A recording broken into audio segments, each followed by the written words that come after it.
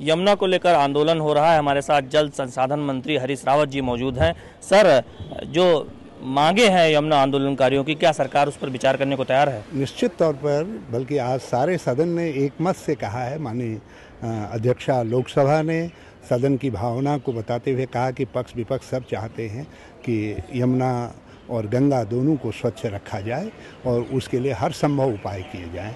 और मैं समझता हूं उन्होंने पूरे देश की भावना को कहा है और हमने प्रारंभ से ही इस आंदोलन को गंगा और नदियों को प्रदूषण मुक्त रखने की, यमुना को प्रदूषण मुक्त रखने के अभियान के एक हिस्से के रूप में लिया है और मैं निरंतर उनके संपर्क में हूं और मुझे इस बात की बेहद खुशी है कि उन्होंने इस सारे आंदोलन को राजनीतिक आग्रह दुराग्रहों से अलग रखा है।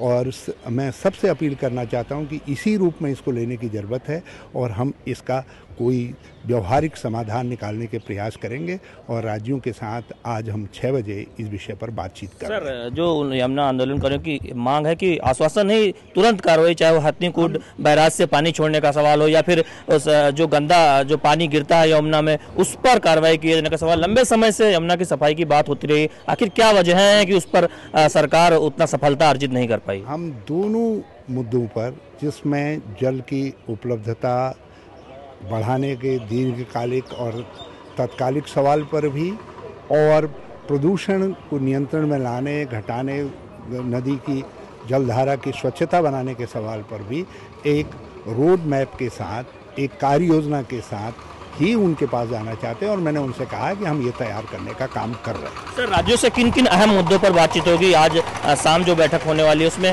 कौन कौन से ऐसे अहम मुद्दे इस पर राज्यों से बातचीत की जाएगी? इसका प्रत्येक पहलू राज्यों से जुड़ा हुआ है।